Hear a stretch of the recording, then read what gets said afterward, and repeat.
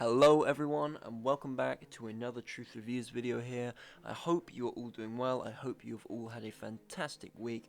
Let's get straight into the video without further ado. The Battlefield series has been going for a long time now, and let's just say the series certainly went from this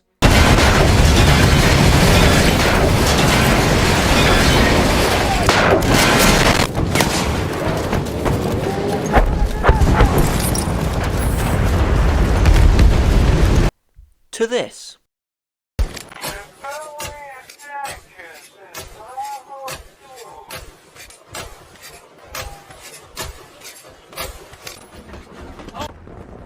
And it's that exact same reason that I'm making this video today. All I see spoken about in terms of Battlefield nowadays is one game in particular. Not the originals, not the classics, not Battlefield 5 and the newer versions, hell, definitely not Battlefield 2042, but it is Battlefield 2014, aka Battlefield 1. And this was my first Battlefield, or my first proper Battlefield. Technically it was Battlefield 5 I got first, but this was my first real dive into Battlefield. So let's take a closer look into why this game has such a large population still playing it, and why it's talked about so much still to this day. But before we do that, we need to talk about the newer Battlefields, the new generation of Battlefields. And yes, of course, I'm talking about the latest Battlefield in particular, Battlefield 2042. Battlefield 2042 had its first major trailer and reveal trailer in June actually of 2021, and this trailer would arouse so much hype it is ridiculous. There was a famous Battlefield trick shot in the trailer which got people extremely hyped. There was clips showing new maps and new gameplay and new different modes you could do and how you could customize your gun mid-fight and all of stuff like this. However, one thing that stood out to me, which was very worrying, and there were a lot of red flags from the start, and a lot of people called this out actually, was there was no destructible environments. Every single good Battlefield game and every single good Battlefield trailer really shows off how destructible their environments have been. Through the test of time, Battlefield has had some of the most chaotic and destructive environmental physics in any game ever. I mean, I'm talking, you can blow an entire house away. Hell, there's some Battlefield games where you can blow apartment buildings away and towers and skyscrapers and things like that.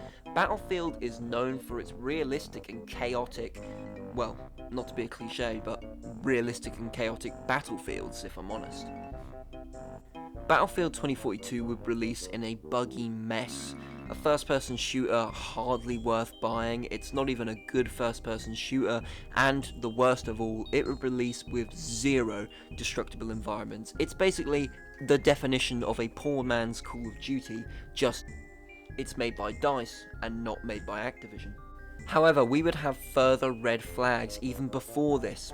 For example, Battlefield 5's trailer, instead of showing off a World War II shooter game's environment and destructive damage you can do to the environment, the creators were more interested in rewriting history, making a female character fighting in World War II running around with a plastic hook arm, dying and then coming back to, I don't know what the fuck they were thinking with this trailer, I don't know, but this was our biggest red flag so far.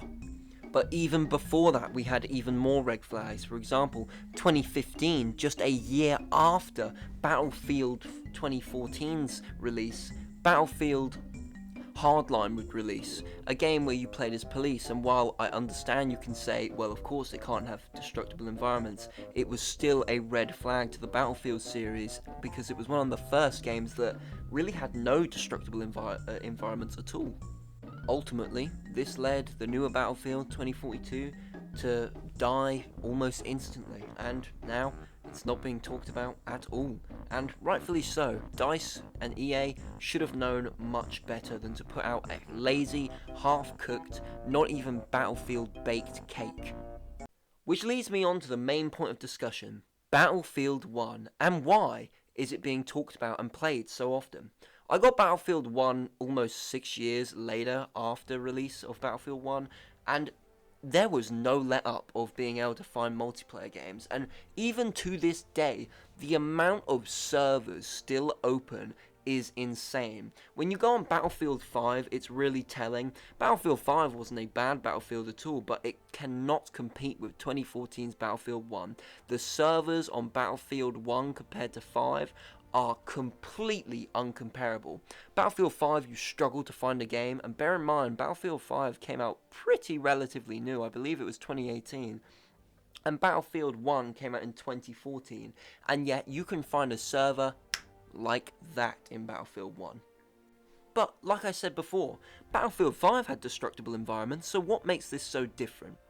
And I say one word to you all, and that's scale. Battlefield 1's scale of destructibility and war is unlike any other, with a lot of people calling it a real World War I simulator. You can really feel the panic and the scarceness in the air, especially with Battlefield 1's new war story mechanic, in which the campaign, instead of just being a generic set-out mission campaign like every other fucking first-person shooter ever, you play war story based on real life events that actually happened, and you get to play it in a fun way which does not glorify war at all. In fact, it really pushes an anti-war message which no other game can do, and I mean no other game has touched me in terms of war like Battlefield 1. It really does teach you about how war is just fucked. No one wins, no one has a good victory, and I'm sorry to, get a little bit passionate here, but it really is disgusting how war is treated nowadays. And this is not me saying there shouldn't be wars in games and war crimes in games. I do love me committing some war crimes. But on a serious note, this is me trying to tell you, we have jokes made about war all the time. We've got a fucking Putin song going round on the internet at the minute. There are Holocaust jokes made. There are World War II labor camp jokes made. World War I gassing jokes made all the time. And of course they're only jokes. I get dark humor. I do find jokes that are dark funny. But sometimes it's really good to have something like this to just humble us and take us back and think, whoa, this actually happened. This was real fucking people who were affected, killed, brutalized, and murdered by each other, and it really helps us just take a minute to think about those who were lost. I do apologise for getting a bit passionate there. It is just something Battlefield 1 really, really portrays so well. I have a very militaristic family, and it's very nice to see the military represented and talked about in a very good way in terms of Battlefield.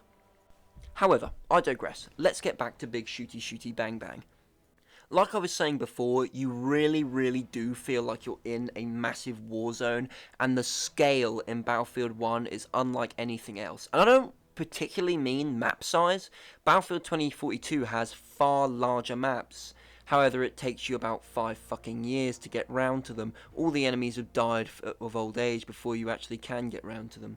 But Battlefield 1's maps are not only big, but there's always something going on. You have planes soaring in the air above you, shooting down, bombing running you. You have the infantry on the ground, bayonet charging each other. You have tanks clashing and banging, and by the end of the battle, and not to say what everyone says, but it really does feel like you're in a battlefield. The ground's all smouldering and is a mess. The buildings have collapsed and turned to rubble, and everyone's screaming. One of my favourite things about Battlefield 1, this is just a niche thing for me, but when you go into like your bar of things you can say, obviously you can say good job and thank you, but if you're an officer or a leader of a party, you can blow a whistle, and oh my gosh, the nostalgia that hits me every time I hear it. Battlefield 1 portrays the scale of war and conflict of war like no other Battlefield. Hell, like no other game. No other game has come close to this chaotic sense of blowing up and destroying and just completely disorientating, but still so fun sense of war. Also, personally, Battlefield 1 holds a very special place in my heart. You all know I'm a massive Halo fan and I do love Call of Duty, but Battlefield 1 and Battlefield is actually the best one I'm at. In fact, it's the only ever game, first-person shooter rather, I've managed to drop a 48 bomb kill in Spree, which was insane. Basically, you can get like little mortars, sorry to go on a rant here, but you can get mortars, and I used to just like sit behind walls and just fucking fire them. It was the funnest shit in the world. I'm not a camper, I swear. Also, I'm not sure I could even get away with this video without mentioning this. Battlefield 1 has special vehicles that come in, one of them being a fucking huge blimp that rains hell from the sky, and a war train, and even a ship that comes to assist you, and this is what it sounds like when they come and help. Wir bekommen Verstärkung durch ein Luftschiff.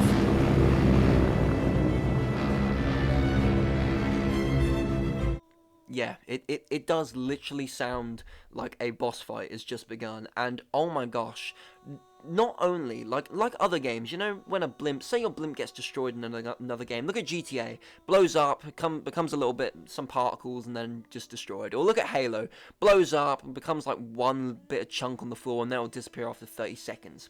When your blimp or airship is shot down in Battlefield 1, it becomes part of the map, and holy shit, is it cool to watch those babies come down, because they look like nothing else. No other game can compete to what they look like.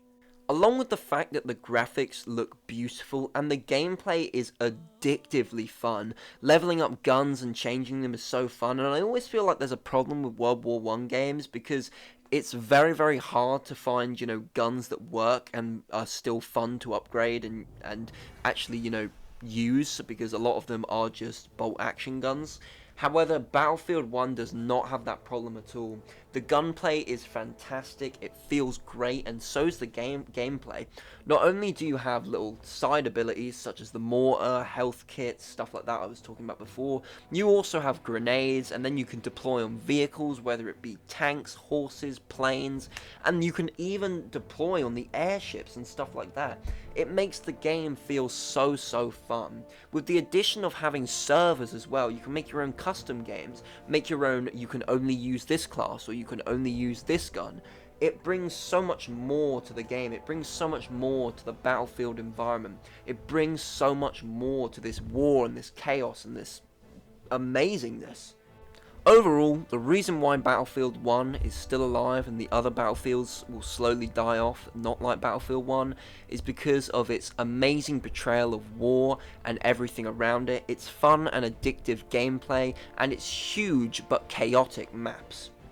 I hope you guys have enjoyed this video. If you are the few people who have made it to the end of this video, a subscribe would very much be highly appreciated. I would really appreciate it.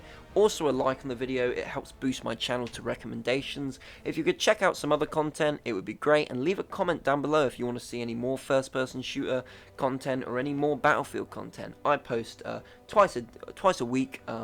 And I'm really starting to develop my content here, so thank you guys ever so much for watching, and I will see you all in the next video.